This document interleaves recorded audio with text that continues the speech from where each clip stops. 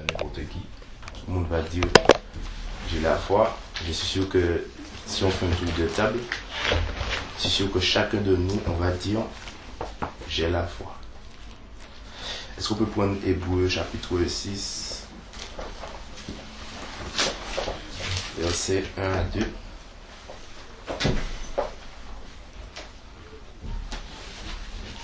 Hébreux chapitre 6, versets 1 à 2.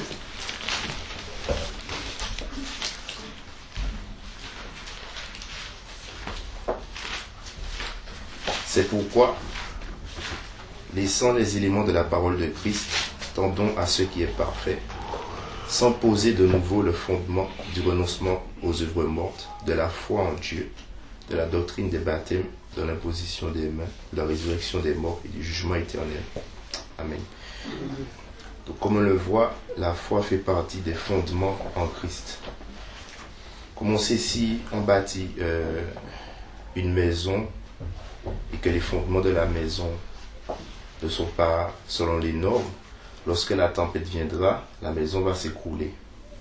La foi, on peut dire que la foi, c'est même presque la pierre angulaire du fondement, parce que c'est de la foi que dépend tout le reste. Si on n'a pas la foi qui est aussi le bouclier du soldat spirituel de façon figurative, on n'a pas le reste. Donc vraiment la foi fait partie vraiment des fondements, et si vraiment on n'a pas la foi, lorsque le jugement viendra, notre maison va s'écrouler. C'est comme Jésus-Christ disait dans Matthieu 7, que celui qui bâtit sur le fondement, sur le roc, il est semblable à un homme prudent.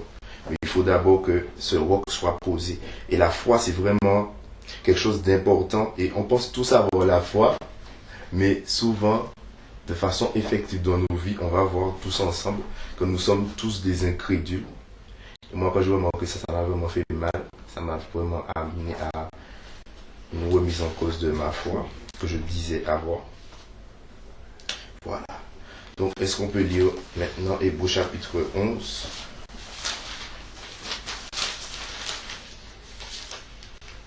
On va prendre juste le verset 1 et 6. Hébreux chapitre 11, verset 1 et 6.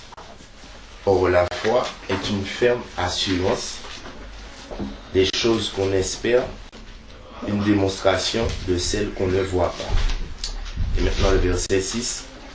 Or, sans la foi, il est impossible de lui être agréable, car il faut que celui qui s'approche de Dieu croit que Dieu existe et qu'il est le rémunérateur de ceux qui le cherchent. Amen.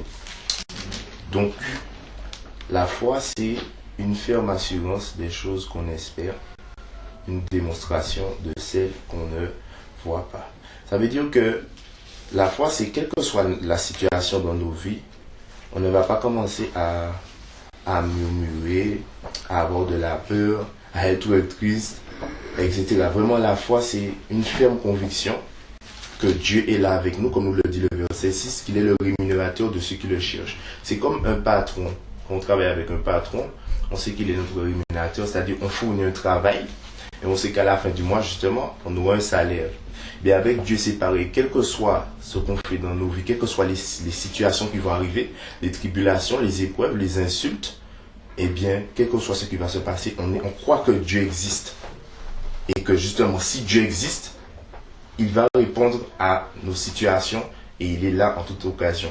Et l'apôtre Paul va dire au verset 6, car il faut que celui qui s'approche de Dieu croit que Dieu existe, et il va dire en haut, or sans la foi, il est impossible de lui être agréable. En fait, il y a une conclusion qu'on peut tirer de ça, c'est que lorsqu'on doute, puisque le doute c'est le contraire de la foi, lorsqu'on doute, c'est comme si on croit que Dieu n'existe pas. Comment ça se manifeste? Imaginons que, je ne sais pas, quelqu'un par exemple est en train de se noyer, et on est là, on est tout près de la personne, on peut sauver la personne, et malgré ça, malgré que la personne est près de nous, qu'on est près de cette personne, la personne va quand même dire il n'y a personne pour me sauver, alors qu'on est à côté de la personne. Donc c'est comme si, lorsqu'il y a une situation dans nos vies qu'on doute, qu'on va commencer à pleurer, qu'on va commencer à dire mais comment je vais faire telle situation, et bien c'est comme si on oublie Dieu et on oublie que Dieu est là. Et vraiment, si nous, ça va nous énerver, on voit qu'on peut sauver la personne, et c'est comme si on était invisible, comme ça. La personne ne voit pas qu'on est là, qu'on a la main tendue, et la personne va dire sauvez-moi, sauvez-moi, alors qu'on est en train de tendre la main. vers la personne, mais ça peut même nous énerver. On va dire, mais comment il est aveugle? Il ne voit pas que je suis à côté de lui, que je peux le sauver. Qu'en est-il de Dieu qui, lui, est vraiment tout puissant? Qu'en est-il de Dieu qui, lui, a déjà fait tant de choses dans nos vies? Et on va le voir, même les disciples, on va le voir au niveau des Juifs aussi. À chaque fois que nous doutons de Dieu, ça met Dieu vraiment dans la colère. À chaque fois qu'il y a une situation qui commence à murmurer, ça met Dieu dans la colère. Et c'est pour ça que dans l'Apocalypse verset 21, verset 8, il nous est dit ceci. Apocalypse verset 21, verset 8. Apocalypse 21, verset 8. Donc, mais pour les lâches, les incrédules, les abominables, les meurtriers, les impudiques, les enchanteurs, les idolâtres et tous les menteurs, leur part sera dans les temps ardents de feu et de soufre, ce qui est la seconde mort. Amen. Donc, on voit que les incrédules, c'est-à-dire ceux qui manquent de foi, sont placés au même titre que les lâches, les meurtriers, les impudiques, les enchanteurs, les idolâtres et les menteurs. Donc, lorsqu'on manque de foi, en fait, aux yeux de Dieu, on n'est pas avec quelqu'un qui vit dans l'homosexualité, qu'un magicien, qu'un sataniste, qu'un menteur, c'est la même chose pour Dieu. C'est vraiment un péché abominable que de douter dans les situations de nos vies. Il y a quelque chose que je remarquais, moi je conduisais à une époque, il y a quelque chose qui vraiment, il faut qu'on réfléchisse à cela. Lorsqu'on conduit, on a une tendance à souvent s'énerver. Celui-là nous fait quelque chose, on va commencer à klaxonner, on va commencer à s'énerver, on va commencer à s'insulter. Et c'est quelque chose même quand je suis dans la voiture de frères et sœurs, ou bien je me rappelle moi quand je conduisais, c'est juste un petit rappel qu'il faut qu'on fasse attention aussi, parce que tout ça c'est les murmures aussi, tout ça c'est le doute, tout ça, ça ne glorifie pas le Seigneur, c'est juste quelque chose qui me venait comme ça. Donc vraiment, les incrédules, Dieu ne veut pas que nous soyons incrédules. Parce qu'on va subir la même chose qu'ont subi les Juifs lorsqu'ils sont sortis de l'Exode, lorsqu'ils sont sortis d'Égypte. C'est à cause de leur incrédulité qu'ils ont manqué la terre promise. Et comme on sait, les choses anciennes ont été écrites pour notre instruction. Et cette histoire, c'est vraiment la préfiguration de nos vies à nous tous. Le désert et le fait qu'ils sont morts dans le désert, ça représente la perdition. Et la terre promise, ça représente le ciel. Pourquoi ils n'ont pas pu entrer au ciel de façon figurative? C'est parce qu'ils ont manqué de foi. On va le voir ensemble. L'apôtre Paul va d'ailleurs parler de ça dans Hébreux chapitre 3. Hébreux chapitre 3.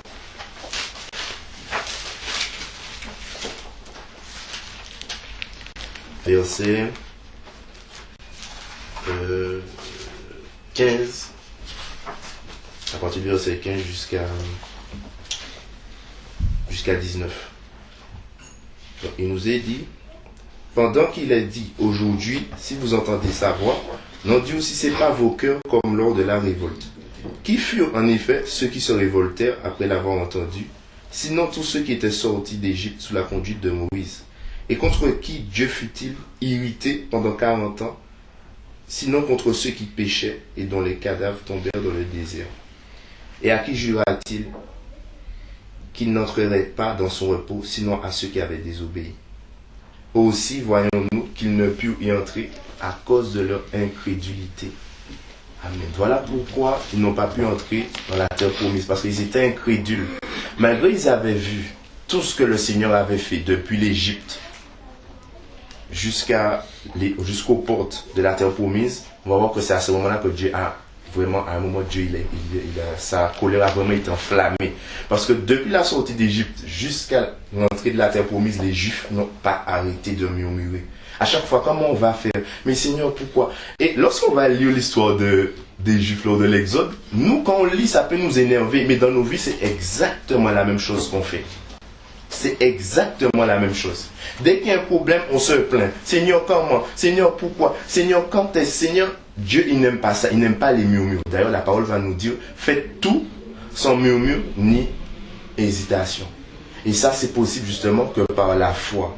Il n'y a que lorsqu'on a cette foi ferme en Dieu, cette assurance que Dieu est le rémunérateur de ceux qui le cherchent, qu'on peut arrêter vraiment dans nos vies de douter, de tout remettre en question, de dire mais comment Dieu a horreur de ça.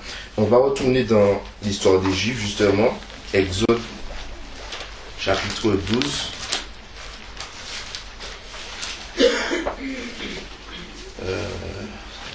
Quel verset?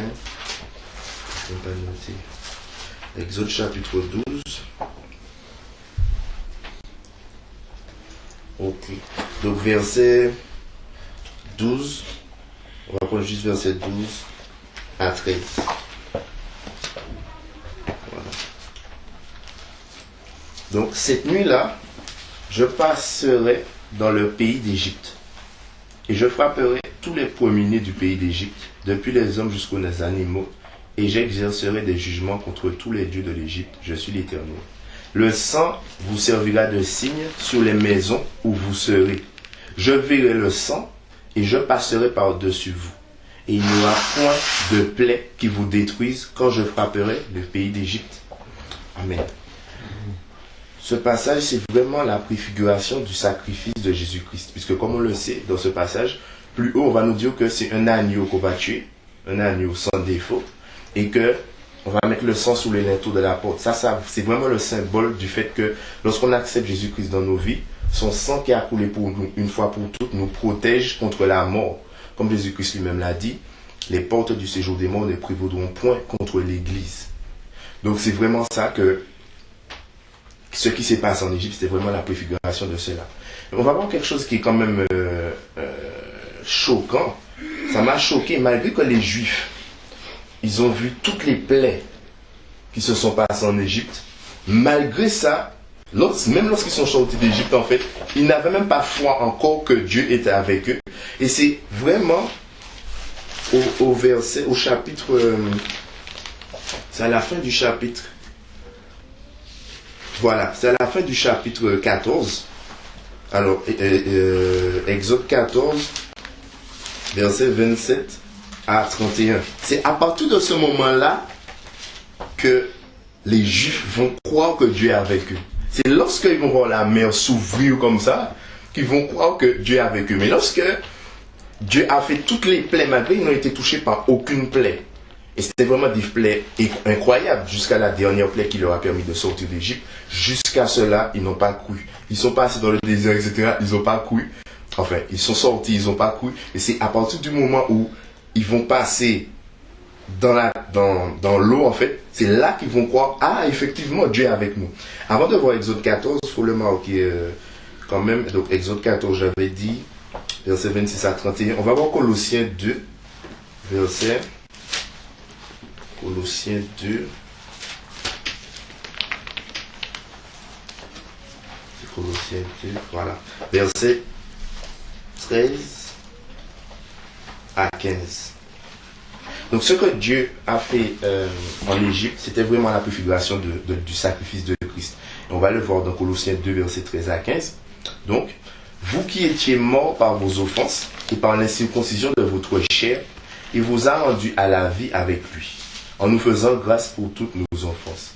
Il a effacé l'acte dont les ordonnances nous condamnaient et qui subsistait contre nous, et il l'a détruit à la croix. Il a dépouillé les dominations et les autorités et les a livrées publiquement en spectacle en triomphant d'elles par la croix. Amen. C'est exactement ce que Christ a fait. C'est ce qui s'est passé en Égypte aussi. Puisque c'est lorsque Dieu a vraiment frappé l'Égypte qu'il a pris tous les premiers-nés. Là, c'est leur honneur qui a été touché. Il a complètement dépouillé Pharaon et la nation égyptienne. C'est à partir de ce moment-là que maintenant, il les a laissés aller. Mais c'est pareil pour nous. Nous étions esclaves en Égypte, comme nous le savons. Nous étions tous dans le monde. Nous étions tous esclaves du péché.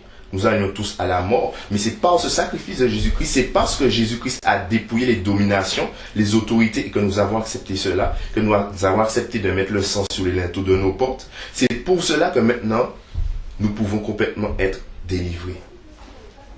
Et il y a quelque chose qui est quand même étonnant. Comme je disais, malgré que les Juifs ont vu toutes les plaies dont ont été frappés les Égyptiens, malgré ça, leur foi n'était pas ferme.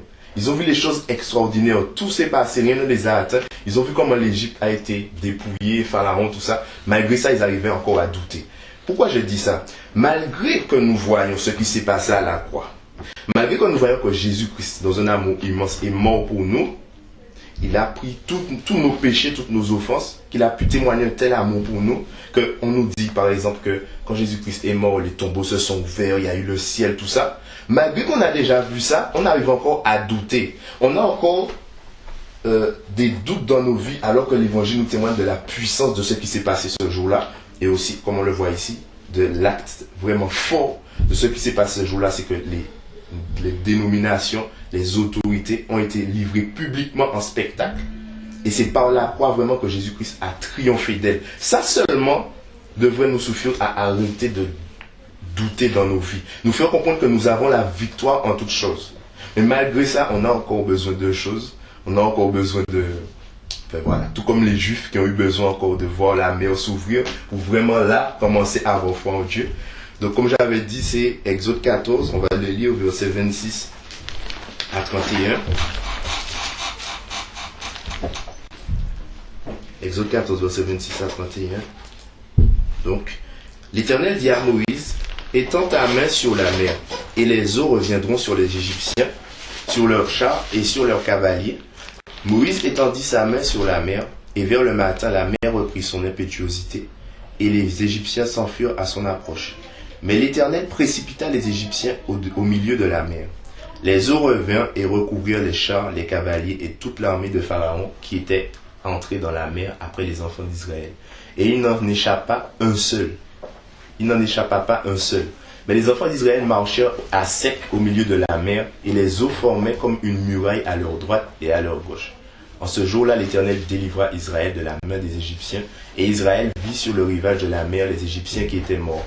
Israël vit la main puissante que l'Éternel avait dirigée contre les Égyptiens, et le peuple craignit l'Éternel, et il crut en l'Éternel et en Moïse, son serviteur. Amen. Donc c'est à partir de ce moment-là qu'ils ont commencé à croire que Dieu est avec eux. Malgré ce qui s'était déjà passé, les choses extraordinaires mais incroyables qui s'étaient déjà passées en Égypte, comme je disais, c'est quand ils ont vu la mer s'ouvrir, là, c'est à partir de ce moment-là, ils ont dit, ah, maintenant Dieu est avec nous. C'est pareil pour nous, malgré ce qu'on voit que Christ a fait à la croix pour nous, malgré son sacrifice tellement important qu'il a fait pour nous, on en arrive encore à douter, à avoir des doutes dans nos vies. Et on va voir que, comme c'était le début, bon, Dieu... Il s'est dit, bon, c'est le début. Donc, Dieu, au début, il n'était pas en colère quand les Juifs doutaient. On va le voir dans Exode 15, verset 22 à 27. Donc, Exode 15, verset 22 à 27. Donc, Moïse fit partir Israël de la mer Rouge. Il prit la direction du désert de Chour. Et après 3 journées de marche dans le désert, ils ne trouvèrent point d'eau. Ils arrivèrent à Mara, mais ils ne purent pas boire l'eau de Mara parce qu'elle était amère. C'est pourquoi ce lieu fut appelé Mara. Le peuple murmura contre Moïse en disant, que boirons-nous? Moïse cria à l'Éternel, et l'Éternel lui indiqua un bois qu'il jeta dans l'eau. Et l'eau devint douce. Ce fut là que l'Éternel donna au peuple des lois et des ordonnances, et ce fut là qu'il le mit à l'épreuve. Il dit, si tu écoutes attentivement la voix de l'Éternel ton Dieu, si tu fais ce qui est droit à ses yeux, si tu prêtes l'oreille à ses commandements, et si tu observes toutes ces lois, je ne te frapperai d'aucune des maladies dont j'ai frappé les Égyptiens, car je suis l'Éternel qui te guérit. Ils arrivèrent à Élim, où il y avait 12 sources d'eau et 70 palmiers. Ils campèrent là, près de l'eau. Amen. Donc, si on va juste au chapitre 15, on va voir que, après ce qui s'est passé devant la mer Rouge, les Juifs ont fait un cantique. Ils ont dit, Seigneur, tu es magnifique, tu es grand. Ils venaient de croire que Dieu existe, que Dieu est vraiment avec eux, tout ça. Juste après, ils viennent de faire un cantique, ils commencent à douter. Oh, ça commence. Alors qu'ils viennent juste de glorifier le Seigneur, ils viennent juste de se rendre compte que, effectivement, Dieu est avec nous. La mer s'ouvre, il y a les plaies, tout ça. Bon, on n'avait pas encore vu ça, mais maintenant, on a conscience quand même. Donc, il y a les plaies, il y a la mer Rouge qui s'ouvre. Ah, Dieu est avec nous. Malgré ça, ils viennent de faire un cantique. Oh, les murmures vont commencer. Mais comme on le voit, Dieu il ne va pas se fâcher là, puisque c'est juste le début. Donc ça veut dire quoi? Ça veut dire que lorsqu'on vient de commencer en Christ, Dieu sait très bien qu'on est encore nouveau dans la foi. C'est très bien qu'on n'a pas encore, forcément la maturité. Il sait qu'on est encore faible. Donc on va voir que par exemple là, Dieu va rien dire, il va juste entendre. Bon, il y a les murmures, il n'y a pas de souci. Et on va même nous dire au verset 27 de du chapitre 15, qu'ils arrivèrent à Élim où il y avait 12 sources d'eau et 70 palmiers, ils campèrent là près de l'eau. Ça veut dire que même s'ils ont murmuré, Dieu leur a donné ce qui était nécessaire, et aussi il y avait aussi le rocher, où Moïse, c'est ça, hein? Voilà, il y avait un bois et jeta dans l'eau et l'eau devint douce. Donc malgré leur murmure, Dieu a répondu à leur prière parce que justement ils n'étaient pas encore matures, ils venaient juste de comprendre que Dieu est avec eux, etc. Au verset 16, ce sera la même chose, ils vont encore murmurer. Et là encore, Dieu ne va pas s'énerver parce que c'est encore le début. Mais on va voir quelque chose qui va se passer maintenant. De Exode 16 jusqu'à Nombre 14, on va aller à Nombre 14 maintenant. Peut-être plus haut, je ne sais pas. Nombre 14.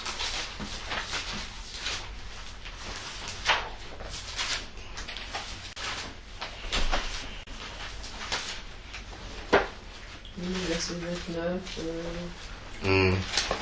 Alors, je pense qu'il faut prendre même 13 pour bien comprendre ce qui s'est vraiment passé. Alors, on va lire. On va faire une belle lecture biblique. On va lire de Nombre 13. À partir donc Nombre chapitre 13, verset 16 jusqu'à 33. On va lire toute cette partie de Nombre 13 déjà pour comprendre le contexte. Donc, à partir du verset 13, 16, pardon. Donc, est-ce que tu es un peu lire? Je vais dire. Tels sont les noms des hommes que Moïse envoya pour explorer le pays. Moïse donna à Osée, fils de Nun, au nom de Josué. Moïse les envoya pour explorer le pays des Canaan. Il leur dit, montez ici par le midi, et vous monterez sur la montagne. Vous verrez le pays, ce qu'il est, et le peuple qui l'habite, s'il est fort ou faible, s'il est en petit ou en grand nombre, ce qu'est le pays où il habite, s'il est bon ou mauvais, ce que sont les villes où il habite, si elles sont ouvertes ou fortifiées, ce qu'est le terrain, s'il est gras ou maigre, s'il y a des arbres ou s'il y en a pas. Ayez bon courage et prenez des fruits du pays. C'était le temps des premiers raisins. Ils montèrent et ils exploraient le pays depuis le désert de Tsin jusqu'à Rehob, sur le chemin de Hamath.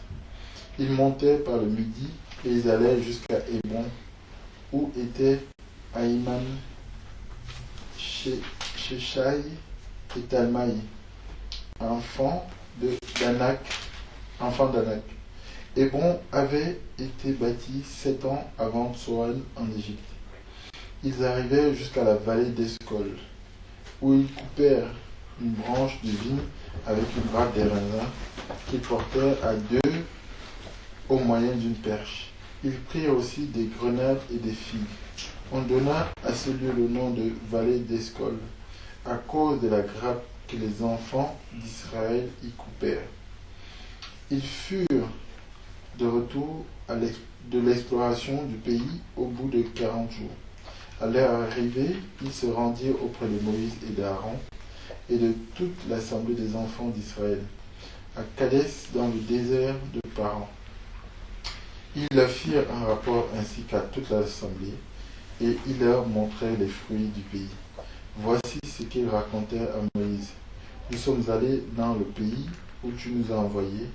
À la vérité, c'est un pays où coule le lait et le miel, et en voici les fruits. Mais le peuple qui habite ce pays est puissant. Les villes sont fortifiées, très grandes. Nous y avons vu des enfants d'Anak. Les Amalécites habitent la contrée du Midi. Les Étiens, les Jébusiens et les Amoréens habitent la montagne. Et les Cananéens habitent près de la mer et le long du Jourdain. Caleb fit taire le peuple qui murmurait contre Moïse. Il dit, montons, emparons-nous du pays, nous y serons vainqueurs. Mais les hommes qui étaient allés avec lui dirent, nous ne pouvons pas monter contre ce peuple, car il est plus fort que nous. Et ils décrièrent devant les enfants d'Israël le pays qu'ils avaient exploré. Ils dirent, le pays que nous avons parcouru pour l'explorer est un pays qui dévore ses habitants. Tout ce que nous y avons vu sont des hommes d'une haute taille. Et nous y avons vu les géants d'enfants d'Anak, de la race des géants. Nous étions à nos yeux et aux leurs comme des sauterelles. Amen. Amen. Amen. Donc, le fait que Moïse a envoyé les espions pour voir la terre promise, en fait, c'est un peu l'image du fait que dans l'évangile, on nous décrit déjà le ciel. On nous décrit déjà la beauté du ciel, tout ce qu'il y a au ciel. Le problème qu'il y a maintenant, c'est que l'évangile nous dit aussi, pour accéder à ce ciel, il y aura des géants à vaincre. Il y aura des épreuves à passer, il y aura des tribulations. Et quand le peuple va entendre ça, au lieu de se rappeler tout ce que Dieu avait déjà fait pour eux depuis l'Égypte, ils ont commencé à douter. On va le voir dans Nombre 14. Mais il y a une petite intervention qu'il faut noter, c'est au verset 13. On nous dit Caleb, verset 30, pardon. On nous dit Caleb fit taire le peuple qui murmurait contre Moïse. Il dit, montons en parlant-nous du pays, nous y serons vainqueurs. Comme on le sait, c'est Josué et Caleb seulement qui ont pu, en fait de tous ceux qui étaient sortis au-delà de 20 ans, qui ont pu entrer dans la terre promise. Qu'est-ce qui animait Caleb pour dire, montons en parlant-nous du pays, nous y serons vainqueurs? La seule chose qui animait Caleb, c'est la foi, c'est tout. Caleb et Josué, ils avaient la foi. Ils se sont souvenus, depuis qu'on est sorti d'Égypte, Dieu a déjà fait tellement de choses dans nos vies. Même s'il y a des géants, vu tout ce que Dieu a déjà fait dans nos vies, on ne laisse pas le doute. Bien sûr, quand Caleb et Josué ont vu les géants, bien sûr, il y a une pensée qui est venue dans leur esprit. Ils ont dû se dire, mais dans un instant, ils sont se dire, mais comment on va faire pour battre ces gars-là? Ces géants, c'est ce peuple qui dévore ses habitants. Mais tout de suite, ils ont dû se rappeler que Dieu est avec eux. Et ils n'ont pas douté. Et Caleb, ils sont venus dire, il a dit, montons en parlant du pays, nous y serons vainqueurs. C'est une affirmation. Pourquoi? Parce qu'ils savaient que Dieu était avec eux. Donc, maintenant, dans Nombre 14, on ne va pas lire tout. On va lire verset 1 à 5. Je vais les lire rapidement. Toute l'assemblée éleva la voix et poussa des cris. Et le peuple pleura pendant la nuit. Tous les enfants d'Israël murmurèrent contre Moïse et Aaron. Et toute l'assemblée leur dit, que ne sommes-nous morts dans le pays d'Égypte? Ou que ne sommes-nous morts dans ce désert? Pourquoi l'Éternel nous fait-il aller dans ce pays où nous tomberons par l'épée? Où nos femmes et nos petits-enfants deviendront une proie? Ne vaut-il pas mieux pour nous retourner en Égypte?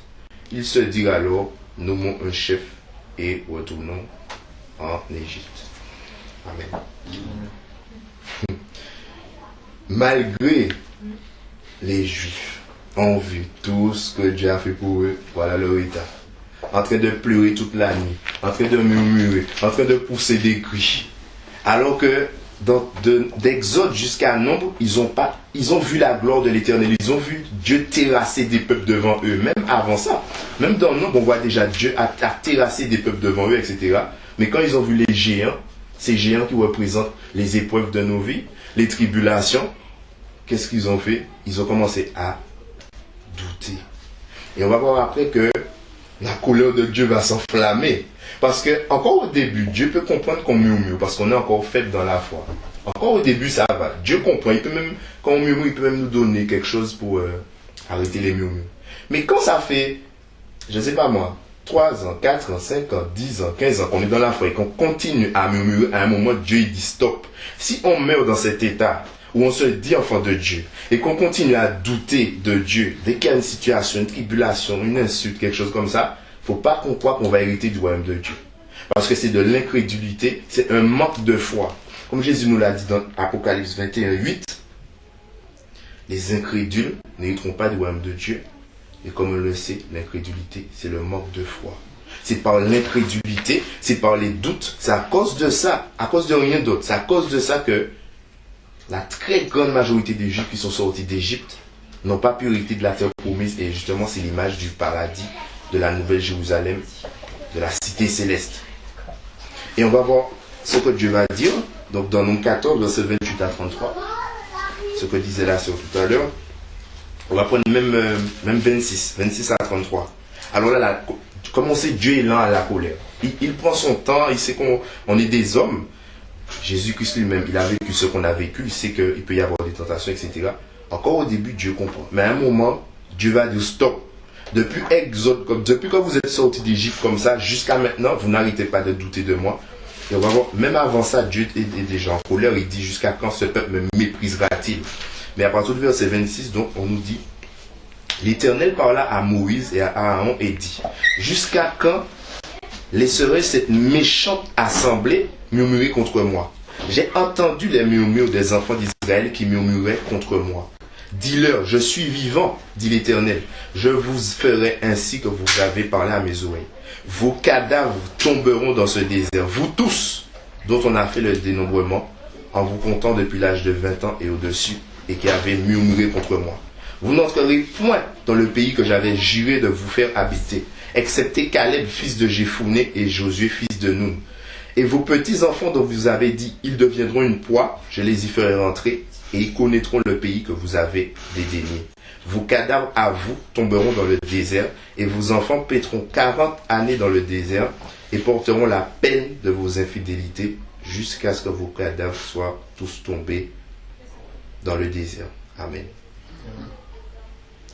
Encore une fois, si nous persévérons dans l'incrédulité, nous allons croire que lorsque nous allons mourir, c'est le ciel qui va nous attendre, mais non, ce ne sera pas le ciel. C'est pour ça qu'il est très important d'avoir une foi ferme. Quelle que soit la situation qui arrive dans nos vies, il faut que nous ayons une foi ferme. Il ne faut pas que nous ayons une foi vacillante. D'ailleurs, la parole va nous dire dans Malachie 3,18, et vous verrez de nouveau la différence entre celui qui sert Dieu et celui qui ne le sert pas, entre le juste et l'injuste et le méchant. Les païens, pourquoi, dès qu'il y a une situation, ils ont une paix, la paix de ce monde, c'est-à-dire tout va bien, bon, tout va bien. Dès qu'il y a quelque chose, c'est la dépression, c'est la tristesse, etc. Il ne doit pas en être de nous, quel que soit ce qui vient dans nos vies, quelles que soient les situations, quelles que soient les tribulations, on doit demeurer ferme, on doit avoir une foi ferme. Et on va le voir dans Matthieu chapitre 8, une histoire pleine d'enseignements. Comme on le sait, tout a été écrit pour notre instruction. Matthieu chapitre 8.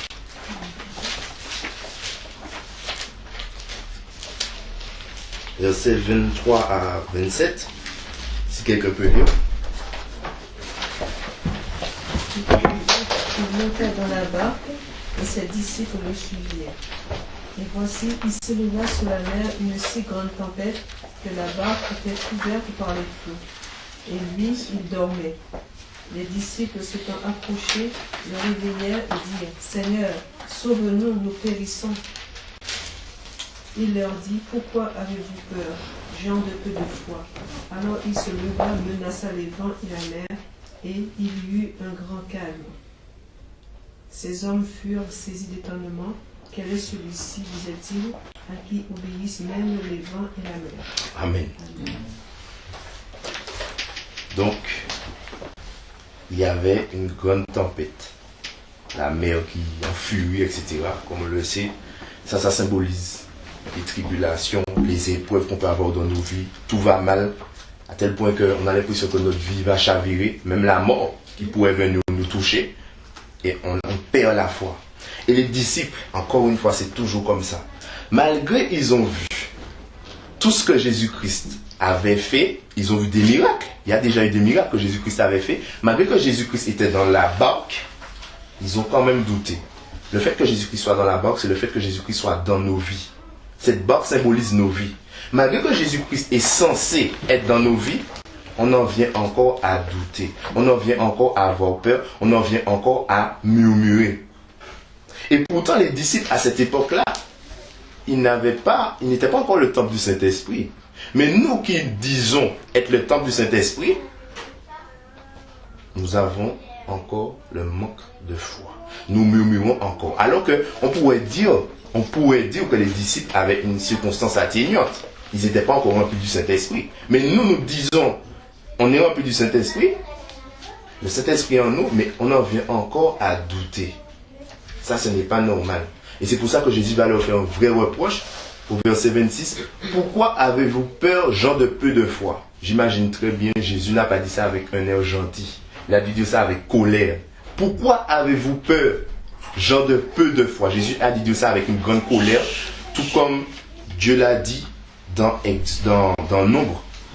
Quand il a dit, jusqu'à quand allez-vous cesser de me mépriser? Vous avez vu tout ce que j'ai déjà fait dans vos vies. Ne serait-ce que ce qui s'est passé en Égypte devrait vous suffire à garder la foi en moi. Ne serait-ce que ce qui s'est passé à la croix devrait nous suffire à comprendre que, quel que soit ce qui se passe dans nos vies, il faut qu'on arrête vraiment. Et malgré ça, les disciples, tout comme les Juifs, tout comme nous-mêmes, tout ça, c'est vraiment c'est notre vie qui est là.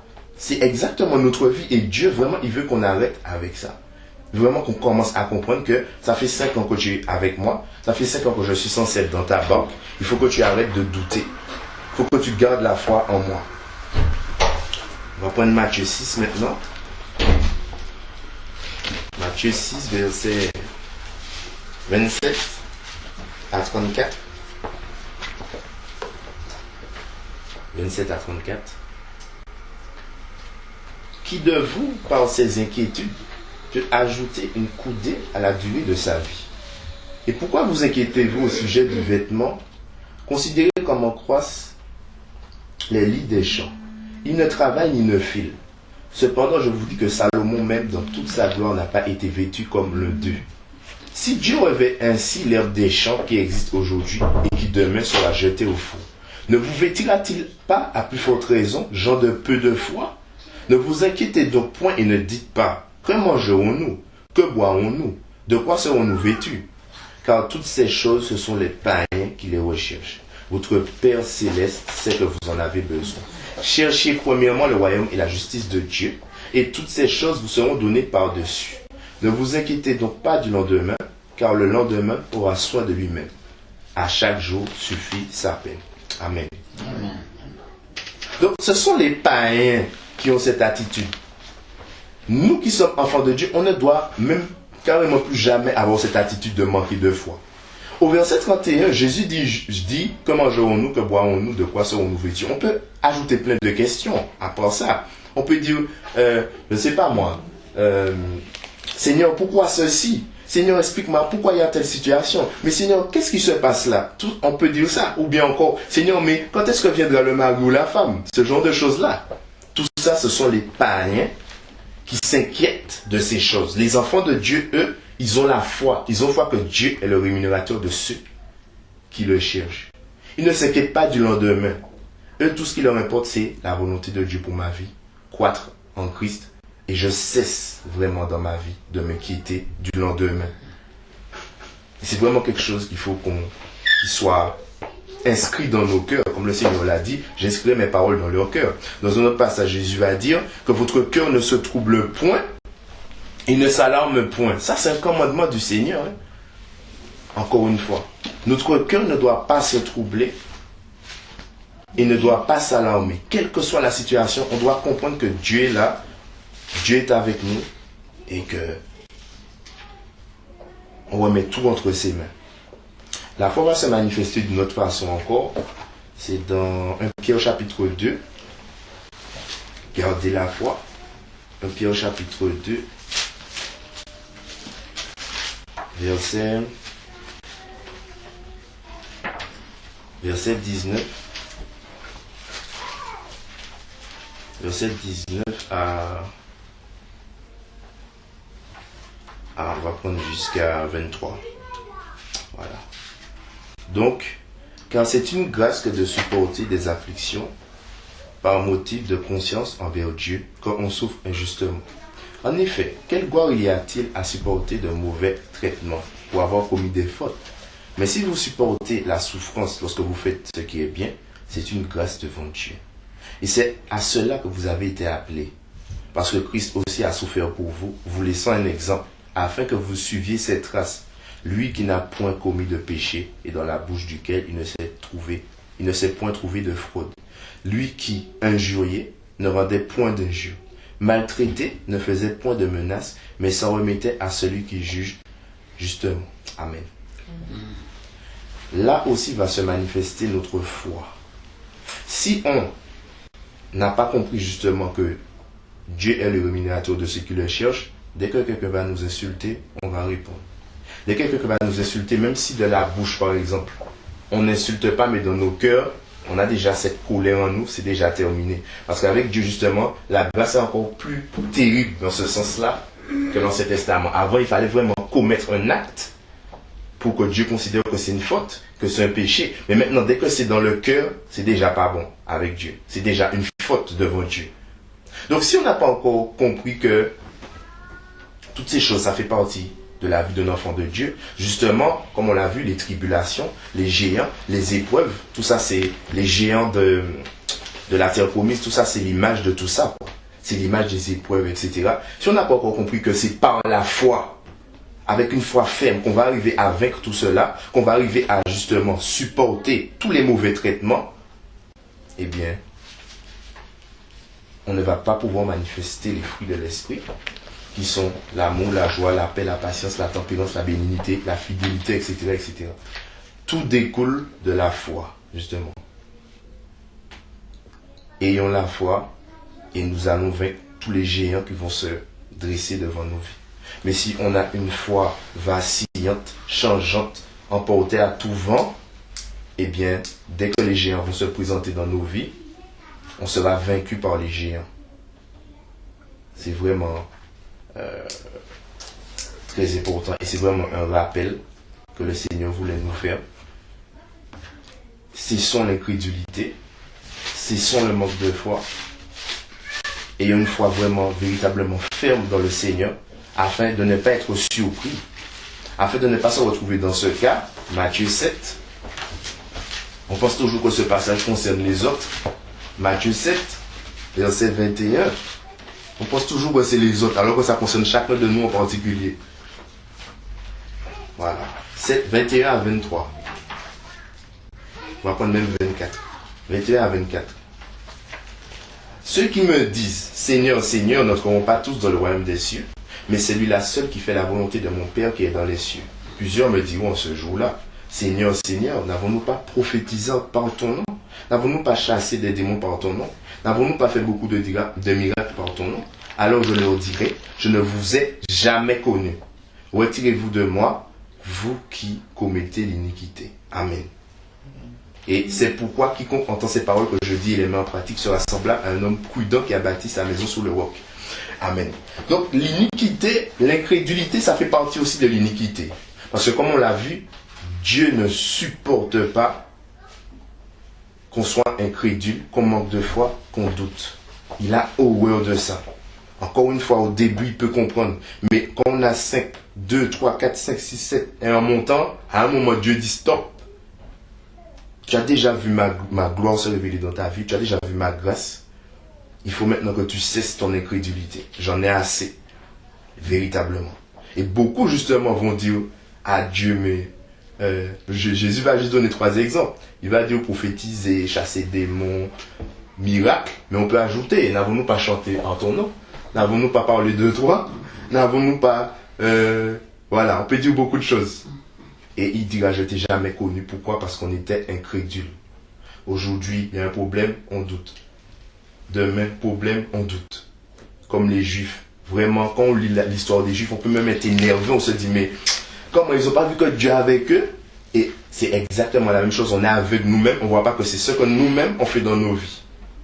Et il faut vraiment que on cesse avec cela. Définitivement. Qu'on comprenne que Dieu est avec nous. Et que vraiment, si Dieu est avec nous, comme le dit la parole, qui sera contre nous aussi? Amen. Comme disait l'apôtre Paul, qui nous séparera de l'amour de Dieu, sera-ce les tribulations, l'épée, le péril, la famine. Donc même si la mort vient, qu'on nous met le couteau sous la gorge, on garde la foi. Parce qu'on sait que ce qui va nous attendre après la mort, de toute façon c'est la vie éternelle. Comme disait l'apôtre Paul, la mort met un gain.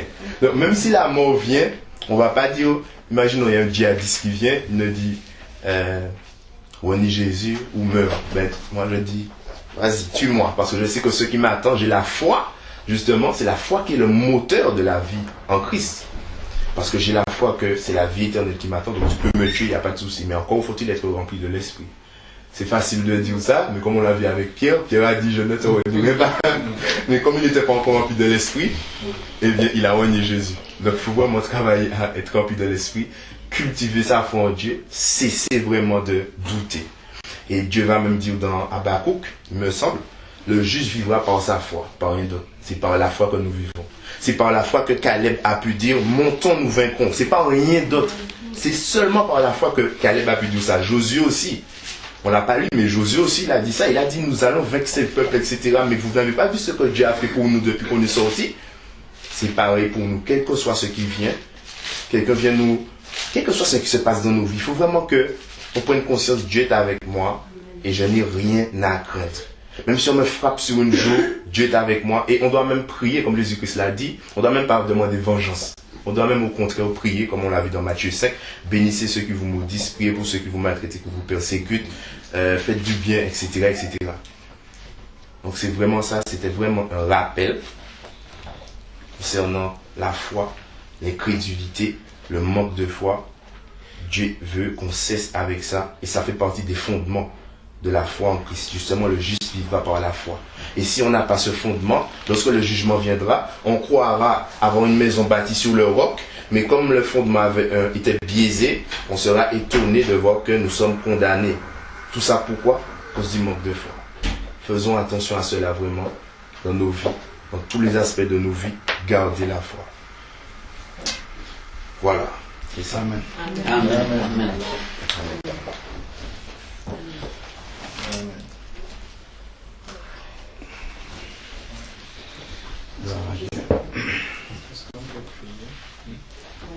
Je ne sais pas si c'est une question à poser, c'est parce que vraiment je rends gloire au Seigneur pour cet enseignement.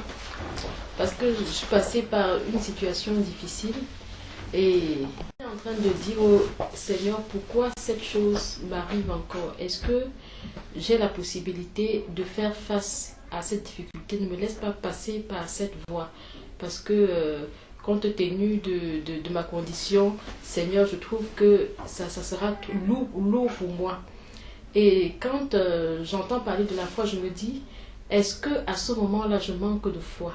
Quand je dis au Seigneur, regarde toutes les difficultés autour de moi. Est-ce que je suis en train de douter? Est-ce que... Parce que je suis un petit peu dans le... Je me pose la question, est-ce que dans ma manière d'agir, de penser, de faire, est-ce que je murmure? Est-ce que je ne mets pas le Seigneur en colère? Est-ce qu'il ne s'étonne pas de la manière sur laquelle j'appréhende les choses, selon laquelle je sais pas, je vis les situations qui arrivent dans ma vie et je sais pas. Je sais pas. Si je peux répondre rapidement. Merci. Comme on l'a vu avec Josué et Caleb, il n'y a aucun doute quand ils ont vu les géants.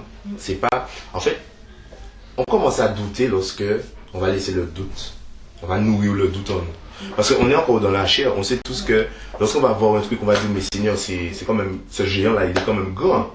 Il n'y a pas de doute. Lorsque Josué et Caleb ont vu les géants, ils ont dit, mais waouh, on est comme des sauterelles. Mais après, ils n'ont pas laissé le doute. C'est quand tu nourris le doute en toi, c'est là que ça commence, que tu pèches contre Dieu. Parce qu'on est toujours dans la chair, justement, et justement, la chair, elle ne veut même pas faire la volonté de Dieu.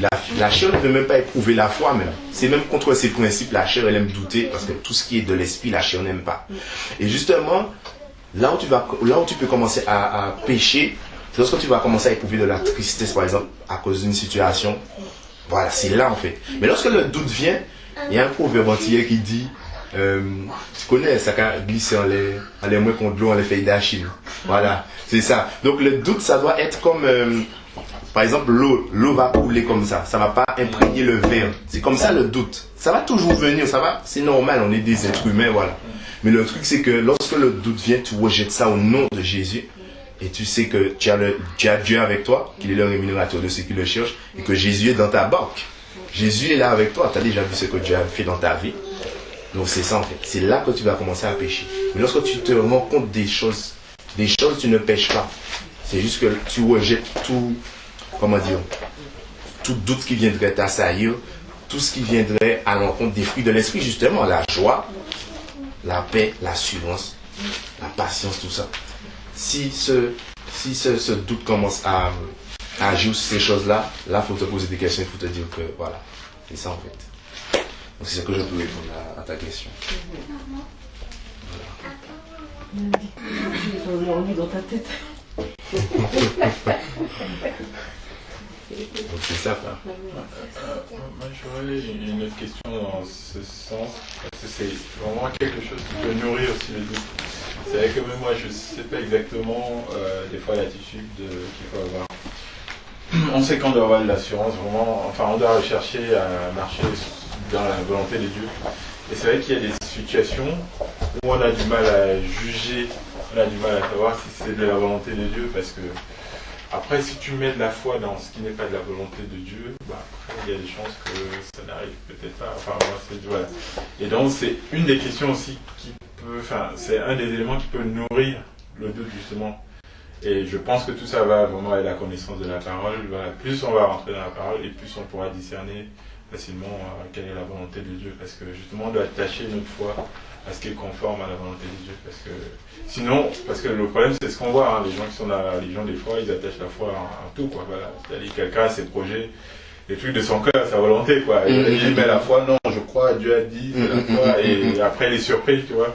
Donc, c'est vrai qu'il y a cet aspect-là, vraiment, de pouvoir très rapidement aussi discerner la volonté de Dieu, mais je pense que tout ça, ça va vraiment...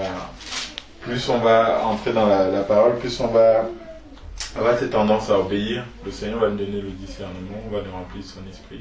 Je pense qu'au fur et à mesure, on entendra facilement, justement plus facilement savoir. Je pense que voilà, au fur et à mesure qu'on est dans l'obéissance de sa parole, je pense que c'est des choses qui vont se développer, quoi. C'est vrai qu'à mesure qu'on approfondit notre connaissance de Dieu, eh bien, on a beaucoup plus d'assurance en soi. On arrive mieux, enfin moi personnellement j'arrive un peu mieux à comprendre au niveau de la foi par exemple, j'arrive un peu mieux à cerner quand même ce qu'est vraiment la foi. Oui, c'est vrai que comme la sœur le dit si bien, quand on a, du moins quand on reçoit, quand on grandit en connaissance, il y a des choses, parce que même c'est vrai dans ma démarche, je savais que je ne devrais pas murmurer. Je savais que je ne devais pas douter, que je devais avoir la foi. Mais après, je me demande bien, est-ce que même dans mes prières, même dans ma façon d'exposer ma situation au Seigneur, est-ce que est-ce que je ne tremble pas devant? Parce qu'à un certain moment, je me dis, je sais pas, je n'arrive pas à exprimer cela. À un certain moment, j'ai l'impression que qu'il faut que le Seigneur fasse quelque chose, parce que s'il m'abandonne dans cette situation, s'il me laisse vivre cette situation, je ne pourrai pas, je ne saurais pas quoi faire. Et du moins, en attendant vraiment que le secours, vraiment que les choses se décantent, que je me retrouve dans une situation où je serai à l'aise, je reste devant ça, c'est-à-dire que cette chose reste devant moi et je continue je ne sais pas si je me trouble même, parce que c'est toujours là et je dis Seigneur, fais quelque chose. Mais je sais que le Seigneur peut agir parce que j'ai appris qu'il est souverain. Je sais qu'il est souverain, donc à lui revient le dernier mot. Mais mon cœur se troublait, je ne sais pas si mon cœur est troublé, mais ce que j'attends, c'est que le Seigneur fasse quelque chose. Je ne sais pas si ça atteint le trouble, mais je pense un peu. Il y a un peu de... Parce que le trouble, c'est parce que je sais que sans lui, je ne pourrais pas... Si cette chose reste là, je ne sais pas comment je vais faire pour pouvoir avancer, pour pouvoir m'en sortir, pour pouvoir continuer à fonctionner normalement. Parce qu'il va falloir peut-être revoir ci, revoir ça. Et quand je vois tout le chantier qu'il va falloir construire, tout ce qu'il va falloir mettre en place pour pouvoir avancer, je me dis non Seigneur, tu ne me laisseras pas passer. Et pendant ce temps de prière, je suis dans l'attente que le Seigneur vraiment fasse quelque chose, qu'il fasse bouger, qu'il réorganise les choses pour que ça redevienne comme avant. Mais pendant ce temps-là, je suis un petit peu quand même un petit peu troublée. Je dis un petit peu, il y a un petit, je me dis Seigneur, non, non Seigneur, non, ce que je vois là, non, on ne permet pas. Mais c'est pas troubler au point, j'essaie parce que je reviens auprès du Seigneur pour réexposer à chaque fois la situation. Pour dire Seigneur, regarde et vois. Mais je ne vois pas si mon cœur n'est pas, si je ne vois pas ça comme un géant, c'est-à-dire comment est-ce que je vais revenir alors? Donc je reviens et je reviens. Donc quelque part il y a un petit peu quelque chose qui me dit non, si tu ne fais pas quelque chose, tu ne vas pas t'en sortir. Donc il faut que tu insistes. Et pendant ce temps où je suis en train de me dire ça, il y a une petite, j'appréhende, il y a un petit trouble qui est là. Parce que quand on me dit que ton cœur ne se trouble pas, mais c'est parce que je vois ces géants-là que je reviens au Seigneur, auprès du Seigneur pour dire Seigneur, regarde ces géants, regarde ça. Ça c'est pas possible, je n'arriverai pas. Donc je ne sais pas si mon attitude est bonne, je ne sais pas, mais... Je peux dire quelque chose par rapport à ça. C'est déjà qu'il y a quelque chose qui est important à comprendre, c'est que quand nous devenons enfants de Dieu, Dieu est notre Père. Donc, il est au contrôle de notre vie, de chaque jour de notre vie jusqu'à la fin. Ça, c'est d'abord un fait. Quand il va dire recherchez premièrement le royaume des cieux et sa justice, et toutes les autres choses vous seront données par-dessus tout. Ça veut dire que ce que Dieu attend de son disciple, c'est que son disciple, son cœur et toutes ses entrailles soient déployées à rechercher le royaume des cieux. C'est ça que lui il attend. Tout le reste maintenant sont des choses que Dieu lui-même il va ramener dans notre vie selon son calendrier à lui, selon son plan à lui, selon ses chemins à lui. Ça là, ça ne dépend pas de nous. Ça dépend uniquement de Dieu. Mais ce que lui il attend de moi, c'est que je fléchisse le genou si je vois le royaume des cieux s'échapper. Si je vois que je ne suis pas dans la volonté de Dieu, c'est ça qui doit me déranger. Donc ce qui doit te déranger, c'est le fait de voir que ton cœur est troublé alors que Dieu t'attend dans la foi. Ce ne sont pas les géants en eux-mêmes. C'est-à-dire que le problème en lui-même est entre les mains de Dieu. Mais ce qui doit en fait capter ton attention et même peut-être produit une certaine... en tout cas quelque chose dans ton cœur, c'est de te demander comment est-ce que Dieu me voit. Est-ce que Dieu prend plaisir à mon attitude ou pas? C'est ça en fait qui doit te troubler. Si tu n'as pas encore de réponse par rapport à ça. Mais le géant en lui-même de est-ce que je vais m'en sortir ou pas, ce n'est pas ça qui doit te troubler. Si ça là, ça se trouble, c'est que nous sommes dans la situation dont le frère nous a relaté ici là dans la parole de Dieu par rapport aux Hébreux qui étaient dans nombre.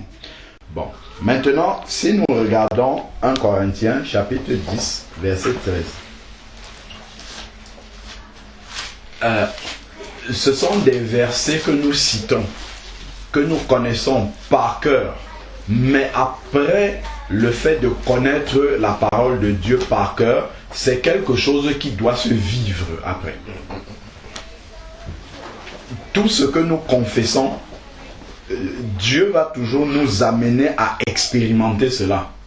De ne pas le dire simplement, mais de le vivre. Et quand tu diras ce que tu as vécu, tes dires, ton témoignage aura plus de puissance que si tu le dis simplement par la théorie. Voilà pourquoi Dieu va toujours permettre qu'il y ait des situations dans la vie d'un enfant de Dieu qui fassent en sorte qu'il perde les pédales, si tu veux. C'est-à-dire que ce qui était sa zone de confort, qu'il sorte de cette zone-là. Et qu'il sente que là, maintenant, ce n'est que Dieu qui contrôle les choses. Dieu veut qu'on se retrouve dans cette situation-là. les choses dont je suis en train de te parler sont des choses que j'ai commencé à comprendre personnellement par rapport à mon travail.